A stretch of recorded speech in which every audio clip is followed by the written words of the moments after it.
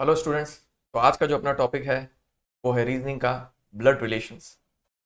Blood relation अक्सर लोगों को कंफ्यूज करता है, रियल लाइफ में भी और क्वेश्चंस में भी, एग्जाम्स में भी। तो देखते हैं अपन आज की आउटलाइन। सबसे पहले हम देखेंगे फैमिली ट्री कि कैसे एक फैमिली में एक दूसरे से मेंबर्स कनेक्टेड रहते हैं, व्हाट्सएप या फेसबुक के थ्रू नहीं, ब्लड रिलेशंस के थ्रू। फिर हम देखेंगे कॉमन रिलेशंस जो अक्सर एग्जाम में पूछे जाते हैं और हमें कहीं ना कहीं कन्फ्यूजन रहता है। उसके बाद हम देखेंगे डिफरेंट टाइप्स विद एग्जाम्पल्स, और लास्ट में आप लोगों के लिए प्रैक्टिस सेट। तो चलते हैं अपन लोग क्लासरूम में। डियर स्टूडेंट्स, अगर आप सब एग्ज़ाम रिलेटेड कंटेंट एक ही चैनल पर चाहते हैं तो इस चैनल को अभी सब्सक्राइब करें और बेल आइकन को प्रेस करें ताकि सभी लेटेस्ट वीडियो आपको मिलते रहें। और अगर एग्ज़ाम प्रेप को आप हाई लेवल पर ले जाना चाहते हैं तो डिस्क्रिप्शन में आपको ऐप और टेलीग्राम चैनल का लिंक मिल जाएगा। तो सबसे पहले अपन देखते हैं फैमिली ट्री, और उससे पहले अपन कुछ डिनोटेशन समझें। हम लोग जब भी क्वेश्चंस करेंगे तो मेल को रिप्रेजेंट करेंगे स्क्वायर बॉक्स से, फीमेल को रिप्रेजेंट करेंगे एक सर्कल से, और कपल को रिप्रेजेंट करेंगे दो पैरेलल लाइन से। इन चीज़ों का ध्यान रखना जब भी अपन लोग क्वेश्चंस करेंगे। तो अपन देखते हैं एक एक्स करके एक बंदा है, उसका क्या रिलेशन है बाकी मेंबर्स से वो अपन समझते हैं फैमिली ट्री में। तो एक्स की ये वाइफ हो गई, यहाँ पे आप देख सकते हो दो पैरेलल लाइन है, ये मैं बता रहा है कि ये उसका पार्टनर है एक्स की। ये एक्स के बच्चे हो गए। सन को हमने रिप्रेजेंट किया स्क्वायर से और डॉटर को रिप्रेजेंट किया सर्कल से, है ना। और ये जो लाइंस हैं ये नेक्स्ट जनरेशन को रिप्रेजेंट कर रही हैं, ठीक है। ये एक्स के पेरेंट्स हो गए। अगेन ये एक कपल है तो दो पैरेलल लाइन से हमने इनको रिप्रेजेंट किया है। ये एक्स के फादर हो गए, ये एक्स की मदर। ये एक्स के ब्रदर और सिस्टर हो गए क्योंकि इनके कॉमन पेरेंट्स हैं। तो ये सब एक जनरेशन एक ही लेवल पर है, आप देख रहे हो, ब्रदर सिस्टर और एक्स।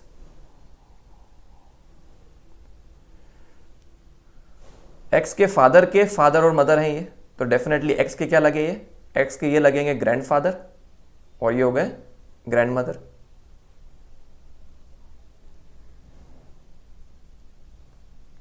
और एक्स की जो मदर थी उसके जो पेरेंट्स हैं ये भी ग्रैंडफादर और ग्रैंड मदर कहलाएंगे। फर्क सिर्फ इतना है कि जो मदर की तरफ से ग्रैंडफादर और ग्रैंड मदर होते हैं इनको हम बोलते हैं मैटरनल ग्रैंडफादर और मैटरनल ग्रैंड मदर, और जो फादर की तरफ से होते हैं उनको हम बोलते हैं पैटर्नल ग्रैंडफादर और पैटर्नल ग्रैंड मदर। तो जब भी क्वेश्चंस आए आपको इस तरीके से ट्री बनाना रहेगा और इस तरीके से आप मेल फीमेल कपल को रिप्रेजेंट करोगे, और जितने सिस्टमेटिक तरीके से बनाओगे उतना सही होगा आपका क्वेश्चन। तो देखते हैं अपन लोग next concept, in laws. In laws को कैसे समझते हैं अपन। ये रहा हमारा एक्स, ये एक्स की वाइफ हो गई, है ना। वाइफ के पेरेंट्स ये आ गए, ये वाइफ के फादर हैं और ये वाइफ की मदर है। अब डेफिनेटली एक्स के तो पेरेंट्स है नहीं, है ना, ये तो उसकी वाइफ के पेरेंट्स हैं, इसलिए हम इसमें क्या करते हैं, फादर के पीछे हम लगा देते हैं इन लॉ। तो हमें समझ में आ गया कि ये एक्स के फादर मदर नहीं है, उसके जो स्पाउस है, उसका जो पार्टनर है, उसके फादर मदर है, ठीक है। उसी प्रकार से जो वाइफ की मदर है वो एक्स की क्या हो जाएगी, मदर इन लॉ। तो फादर इन लॉ एक्स के क्या हो जाएंगे, ससुर, और मदर इन लॉ क्या हो जाएंगी, एक्स की सास।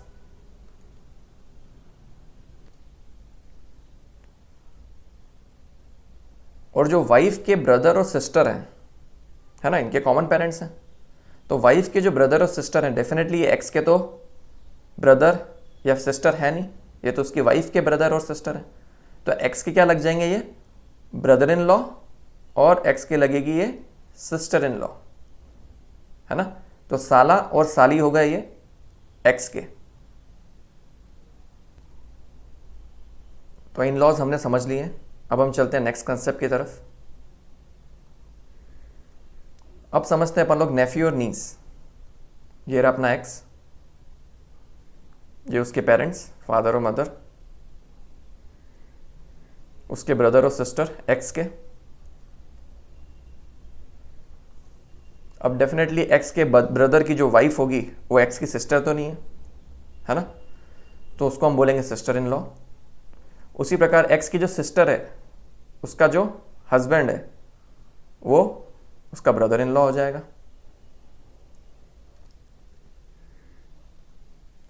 अब इनके जो ब्रदर के जो बच्चे होंगे वो एक्स के लगे नेफ्यू, मेल जो होगा वो नेफ्यू लगेगा, और जो फीमेल होगी वो नीस लगेगी।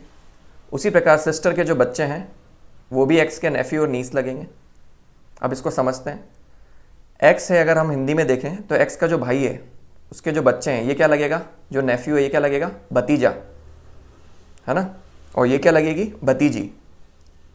उसी प्रकार एक्स की जो सिस्टर है अगर उसके बच्चे हैं तो ये क्या लगेगा, भांजा, और ये क्या लगेगी, भांजी। तो हमारे हिंदी में तो वर्ड्स हैं इनके लिए, बट इंग्लिश में एक ही वर्ड है, नेफ्यू या नीस। आ रही बात समझ में। उसी प्रकार से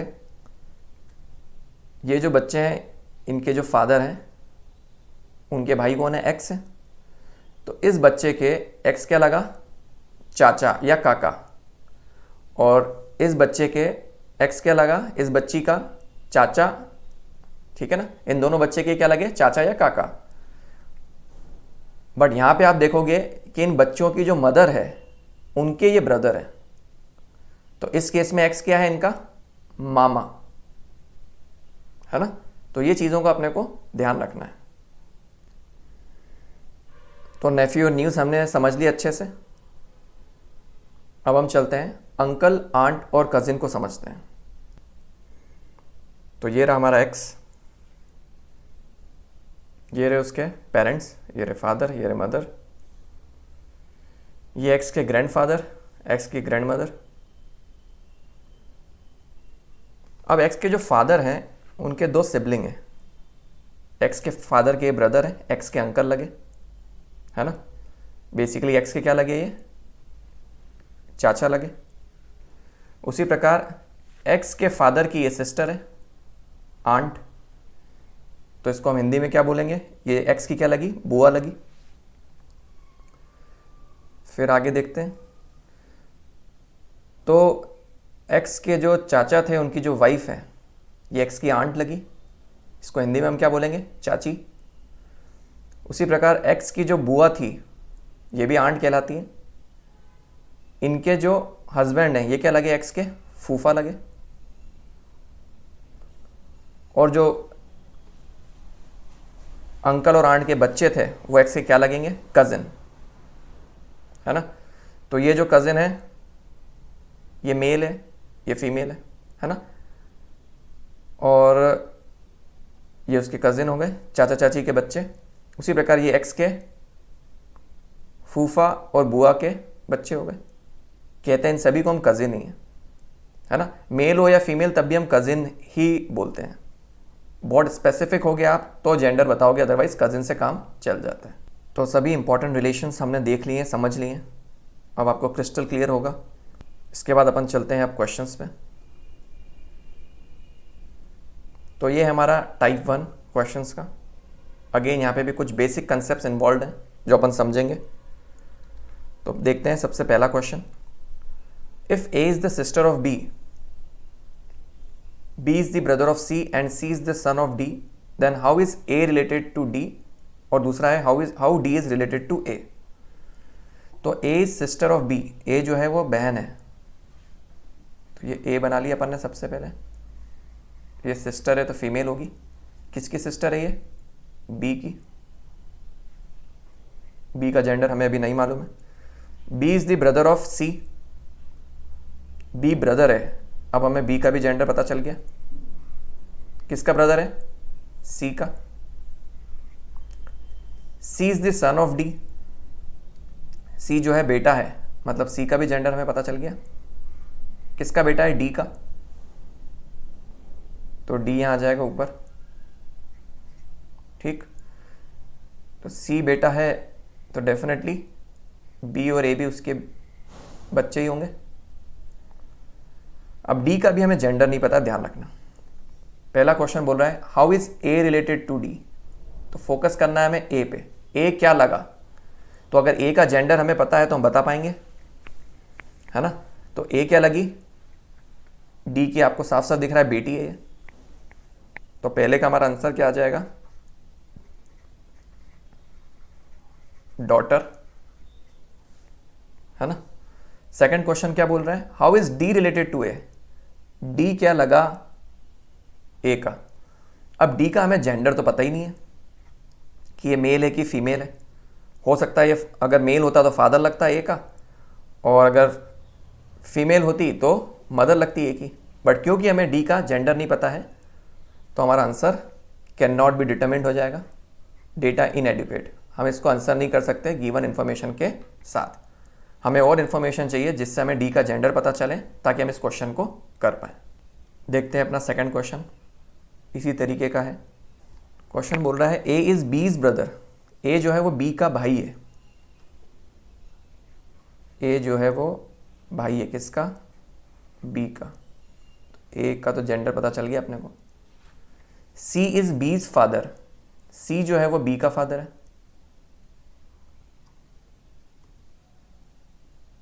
तो डेफिनेटली ये दोनों भाई हो गए, ए और बी, और इनका जो फादर है वो कौन हो गया, सी हो गया, ठीक। फिर बोला है डी इज बीज मदर, डी जो है वो इनकी मदर है, बी की मदर है तो ए की भी मदर होगी। तो ये डी आ गई, फीमेल है तो सर्कल बना दिया हमने। आगे बोला है E is D's mother in law, E जो है वो डी की मदर इन लॉ है। मदर इन लॉ का मतलब अभी हमने देखा था, डेफिनेटली ये सास है उसकी, मतलब हस्बैंड या स्पाउस की मदर, है ना। यहाँ पे हमारे केस में डी जो है वो फीमेल है तो इसका हस्बैंड कौन हो गया, सी, ठीक है। और इसकी डेफिनेटली मदर होना चाहिए।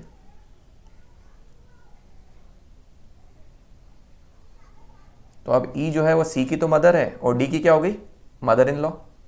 अब पूछा क्या हमसे क्वेश्चन में, how is A related to E, A क्या लगता है ई का।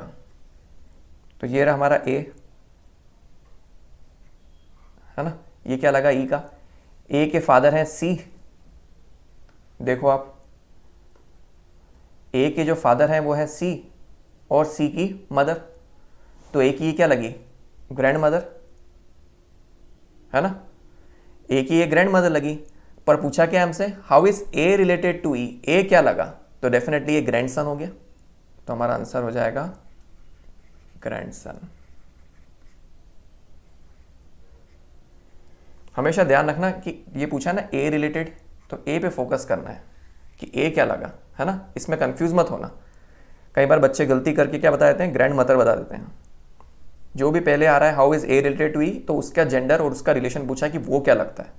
इस चीज का आपको ध्यान रखना है। और आप देख सकते हो कि इस क्वेश्चन में हमें जो बी था उसके जेंडर के बारे में कुछ इंफॉर्मेशन नहीं थी, तो हमने ना स्क्वायर लगाया ना सर्कल लगाया। चलते हैं नेक्स्ट क्वेश्चन पर। ये टाइप 2 है, फोटोग्राफ वाले क्वेश्चन होते हैं ये। Pointing to a photograph Nikita a girl says, है ना, निकिता एक लड़की है, उसने कहा he is the son of the only son of my paternal grandfather, how is the man in the photograph related to Nikita. तो जो बंदा है वो निकिता से कैसे रिलेटेड है, ठीक। ही is the son of the only son of my paternal grandfather, इस पे फोकस करें अपन सबसे पहले। किसके ग्रैंडफादर की बात हो रही है, निकिता जो एक लड़की है। तो ये निकिता बना लेते हैं अपन। तो ये हो जाएंगे उसके पेरेंट्स, यहाँ पे ये उसकी मदर हो जाएगी, है ना। और इसके जो पेरेंट होंगे वो ग्रैंडफादर लगेंगे, ठीक है। तो ये हो गए फादर निकिता के, मदर, ये ग्रैंडफादर, ये ग्रैंड मदर, ठीक है। पैटर्नल साफ साफ बोला हुआ है, मतलब पापा की तरफ के। अब पढ़ते हैं अपन क्वेश्चन में क्या बोल रहे हैं। Only son of my paternal grandfather, यहाँ से स्टार्ट करें तो ये ग्रैंडफादर है, तो इनका ओनली सन कौन है, ये रहे, है ना। और ये क्या है, ये जो बंदा है ये कौन है, he is the son of the only सन। ये जो बंदा है इसके सन की बात हो रही है, वो यहाँ आएगा। ये बन गया हमारा क्वेश्चन। ये एक्स मान लेते हैं हम, जो हमें निकालना था। तो वो बोल रहा है ही is the son of the only son of my paternal grandfather. तो ये रहे ग्रैंडफादर, उनका ओनली सन कौन हो गया, ये, और इसका सन की बात हो रही है, तो डेफिनेटली एक्स हो गया। एक्स क्या लगेगा निकिता का, ये एक्स लगेगा उसका ब्रदर।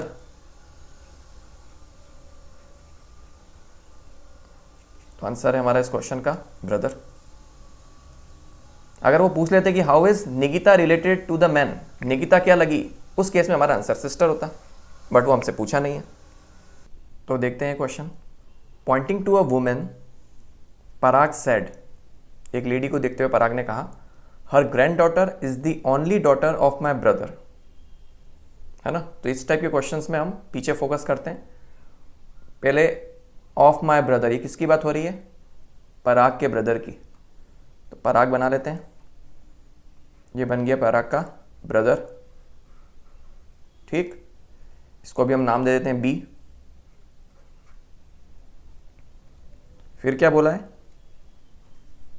हर ग्रैंड डॉटर, जो वुमेन थी फोटो में, उसकी जो ग्रैंड डॉटर है वो ओनली डॉटर है मेरे भाई की। तो ये पराग का जो भाई है बी है, इसकी डॉटर की बात हो रही है। ये आ गई इसकी डॉटर, इसको भी अपन डी बोल लेते हैं, ठीक है।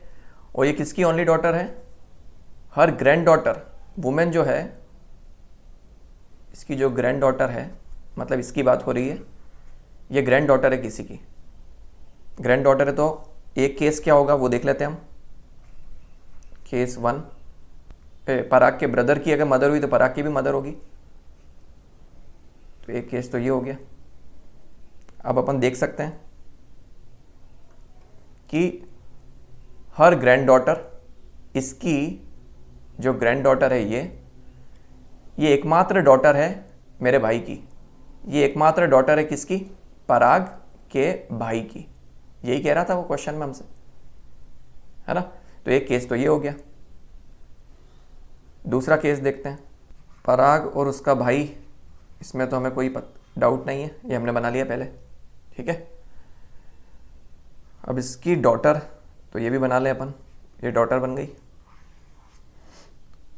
अब क्या होता है, ग्रैंड डॉटर में दो इंटरप्रिटेशन है, या तो पोती है या नाती है। तो यहाँ इस केस में क्या थी वो, फर्स्ट केस में, इस केस में वो पोती थी, क्योंकि इसका जो सन था बी, इसका जो भी सन था बी, उसकी डॉटर थी। पर एक केस में ये भी हो सकता है कि बी की जो वाइफ हो, उसकी जो मदर हो, उसकी नाती लगेगी, तब भी हम ग्रैंड डॉटर वर्ड ही यूज करेंगे दोनों ही केस में, है ना। उस केस में हमसे क्या पूछा है, how is the woman related to Parag, ये हमसे पूछा है, ये वुमेन क्या लगी पराग की। तो फर्स्ट केस में तो वो उनकी मदर है, ये पराग, ये उसका भाई और ये उनकी मदर, इनका रिलेशन पूछा है हमसे, तो पराग की मदर लगी। इस केस में क्या हो जाएगा, तो पराग का जो भाई है उसकी मदर इन लॉ है ये, है ना। इसकी जो ब्रदर की वाइफ थी उसकी मदर है, तो ये सेकंड केस में क्या आ जाएगी, मदर इन लॉ, किसकी, पराग के ब्रदर की, पराग्स ब्रदर्स मदर इन लॉ। तो इस तरीके से आपको क्वेश्चंस को इंटरप्रेट करने हैं। हमेशा ध्यान रखना है, grand daughter, grand son, grand father, grand mother, इनमें आपको बहुत कॉशियस रहना है। जब तक वो आपको ये बोल नहीं दे कि पैटर्नल है कि मैटर्नल है, आपको दोनों पॉसिबिलिटीज को कंसीडर करना है और ध्यान रखना है। तो देखते हैं अपन type 3, next question. A family consist of 6 members, 6 member इसमें, P, Q, R, X, Y, Z। Q is the son of R, but R is not mother of Q। तो Q जो है वह सन है R का, तो ये अपन बना लेते हैं। ये बनाया Q, ये सन हो गया, सन है मतलब मेल है, तो स्क्वायर बना लेते हैं अपन। किसका? R का। और क्या लिखा है आगे? R is not mother, R mummy नहीं है, तो R डेफिनेटली फादर होंगे। तो वापस हम स्क्वायर बना लें। फिर आगे क्या बोला है?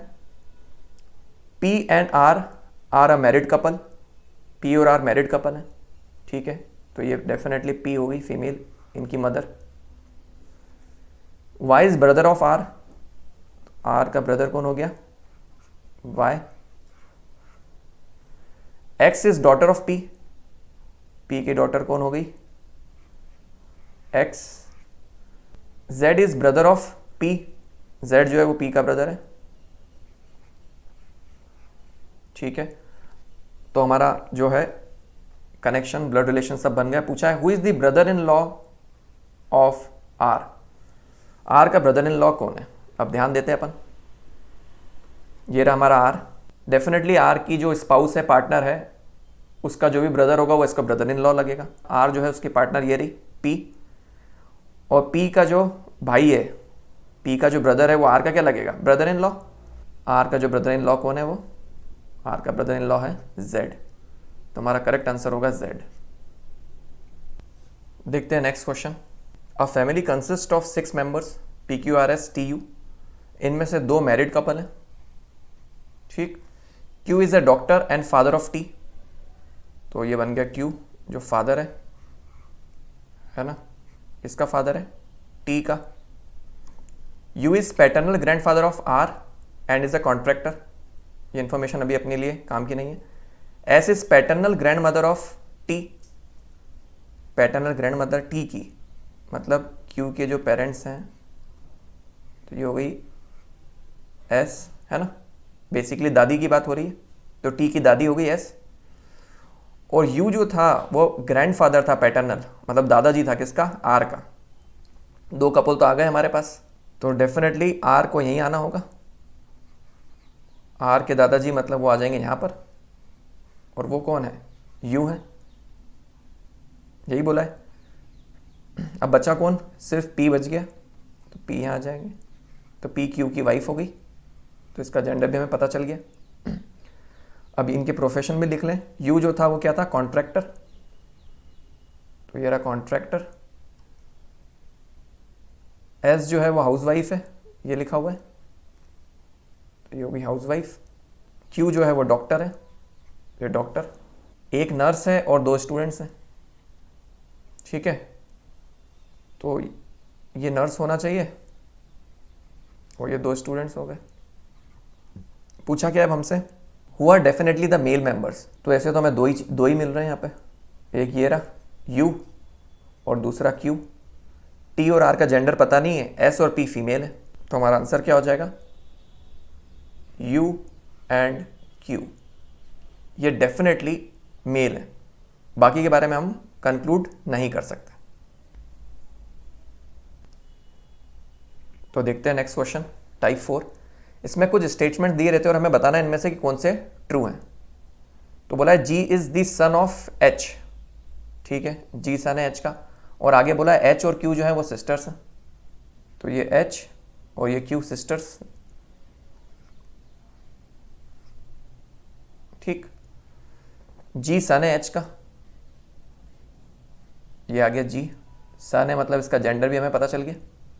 फिर बोला है इसने कि J is the mother of Q, Q की मदर है J, तो डेफिनेटली H की भी मदर हो जाएगी, वो H की भी और Q की भी मदर हो जाएगी, कौन? J। फिर क्या बोला है? P is the son of J, J का सन P है, तो वो यहां आ जाएगा, ये हमने लिख लिया P, ठीक है। अब बोला है P and G are cousins,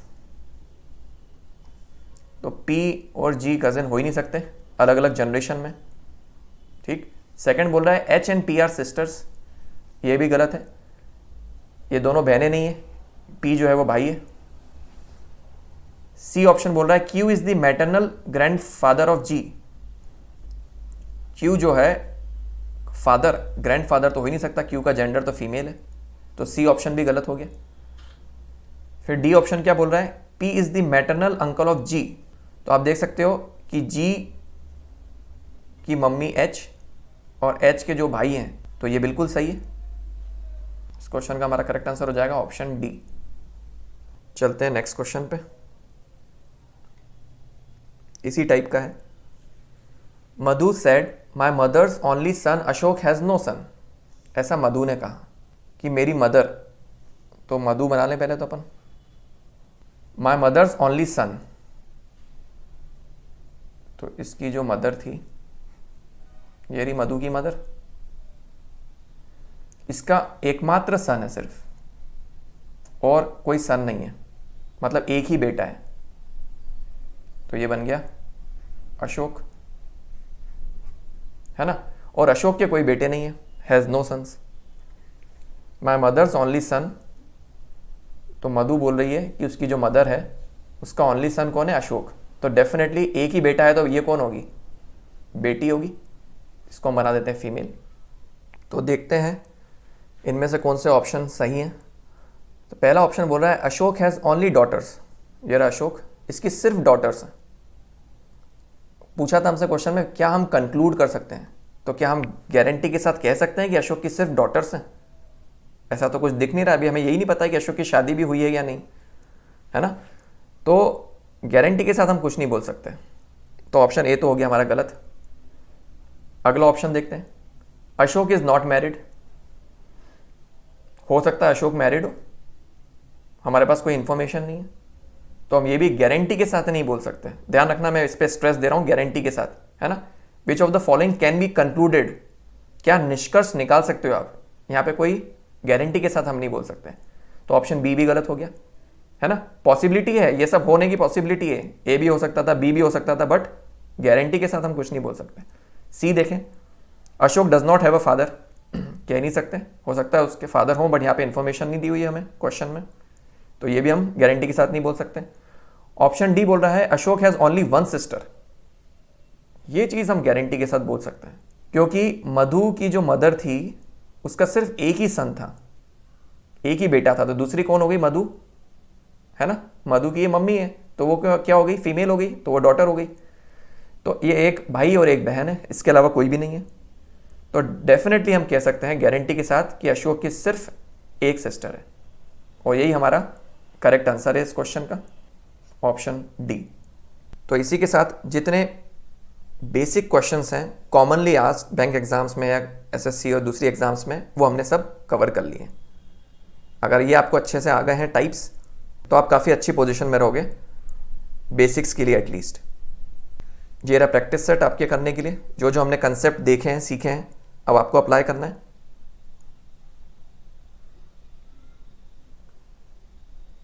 ये रहे नेक्स्ट 2 क्वेश्चंस, तो ये क्वेश्चंस करने हैं आपको, और कमेंट सेक्शन में मुझे बताना है कि कितने सही किए आपने और आपके आंसर्स क्या है।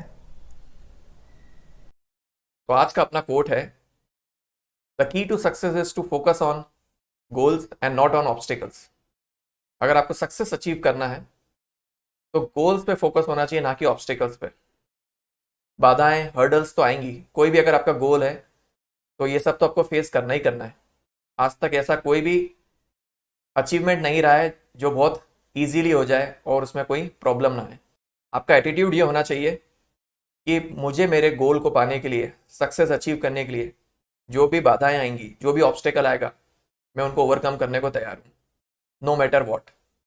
जब भी आपको प्रॉब्लम आए, हमेशा ये ध्यान रखो कि क्या गोल लेके आपने ये सब चालू किया था, क्या ड्रीम लेके आपने ये सब चालू किया था। अगर वो आपके लिए सही में मायने रखता है तो ये जितनी भी प्रॉब्लम्स हैं, ऑब्स्टेकल्स हैं, आप इन सबको ओवरकम कर लोगे। अगर आज का वीडियो आप लोगों को अच्छा लगे तो लाइक और शेयर जरूर करना। Thank you. तो दोस्तों, अगर आप चाहते हो कि ऐसा ही क्वालिटी कंटेंट आपको मिलता रहे जो हेल्प करे आपको आपकी एग्ज़ाम प्रेप में, तो इस सर्कल में जो गामा का लोगो है उसको क्लिक करके इस चैनल को सब्सक्राइब करें। Thank you.